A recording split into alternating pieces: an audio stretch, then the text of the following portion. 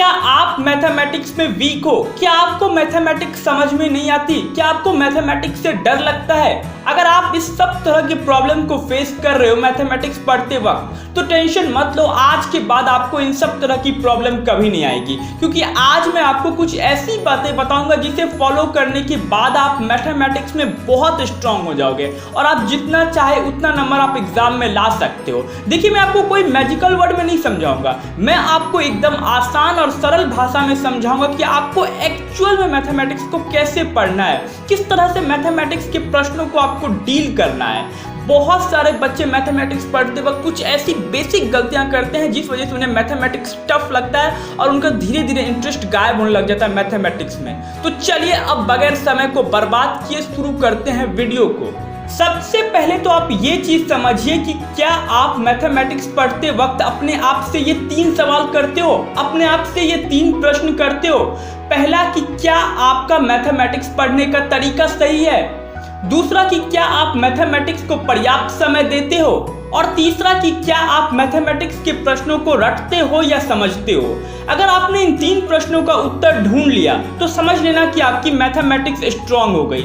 और आज का जो मेरा वीडियो है इन्हीं 3 प्रश्नों पर घूमने वाला है और आप ये समझ पाओगे कि आपके मैथमेटिक्स पढ़ने के तरीके में ही गलती है, इसलिए आप मैथमेटिक्स में वीक हो।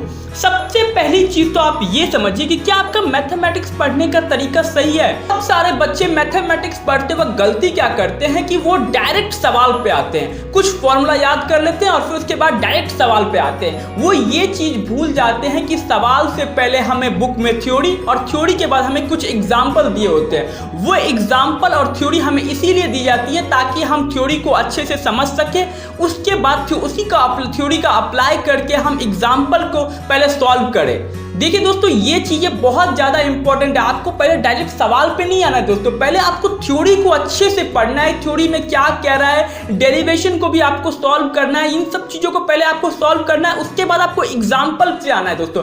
एग्जाम्पल को बहुत सारे लोग इग्नोर कर देते हैं, बहुत सारे लोग सॉल्व भी नहीं करते हैं, लेकिन दोस्तों ये चीजें बहुत ज्यादा इंपॉर्टेंट है। आपको एग्जाम्पल को भी सॉल्व करना है दोस्तों। एग्जाम्पल क्यों दिया गया है? ताकि एग्जाम्पल इसीलिए दिया जाता है बुक में कि पहले आप एग्जाम्पल को सॉल्व करो, क्या आपको कोई दिक्कत आ रही है, कोई प्रॉब्लम आ रही है तो आप उसका सॉल्यूशन भी देख सको, इसीलिए एग्जाम्पल दिया होता है। उसके बाद हमें जाना चाहिए बुक के क्वेश्चन पे ताकि आपके मन में कोई डाउट ना रहे दोस्तों।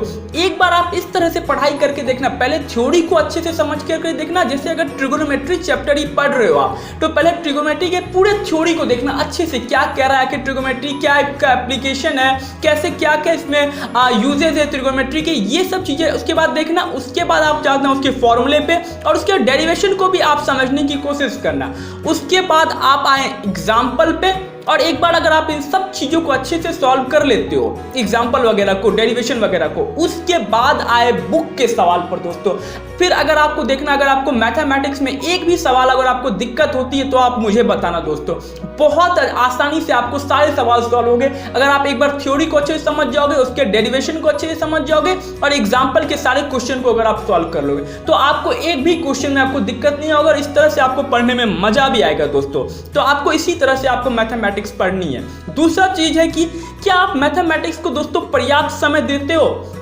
बहुत सारे बच्चों में ये गलती देखी गई है कि दोस्तों उन्हें मैथमेटिक्स अगर समझ में नहीं आती है तो वो आधे घंटे या 45 मिनट पढ़ते हैं, समझ में नहीं आती है छोड़ देते हैं। नहीं दोस्तों, आपको मैथमेटिक्स अगर आपकी वीक है तो मैथमेटिक्स में आप कम से कम 1.5 से 2 घंटे रोज दे दोस्तों। क्योंकि दोस्तों अगर आप मैथमेटिक्स से यूं ही डरते रहोगे, यूं ही भागते रहोगे तो आपको मैथमेटिक्स जिंदगी भर वीक लगेगी दोस्तों।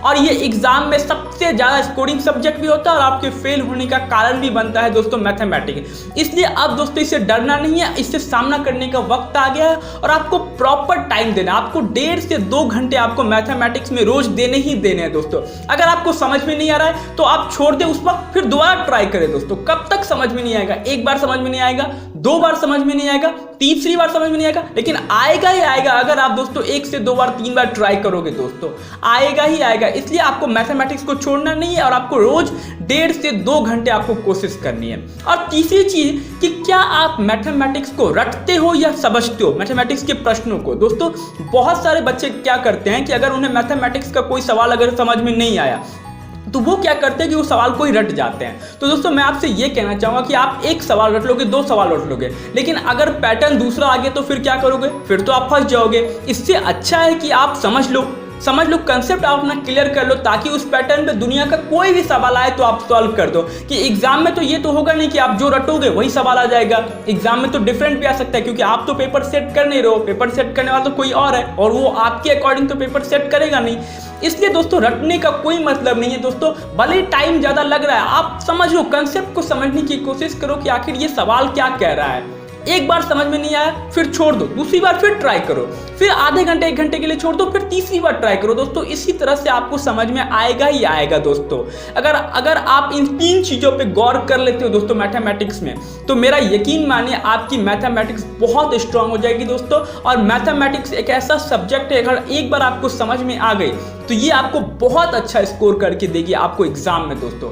तो आपको इन 3 चीज़ों पर गौर करना है। तो मैं उम्मीद करूंगा कि आपको ये बात मेरी समझ में आ गई होगी। और अगर आपको ये वीडियो अच्छी लगी हो तो वीडियो को लाइक जरूर कर देना, और चैनल को प्लीज सब्सक्राइब कर ले, और बेल आइकन को जरूर प्रेस कर देना, ताकि जब भी हमारी कोई अगली वीडियो आए तो उसका नोटिफिकेशन आपको जल्द से जल्द मिले।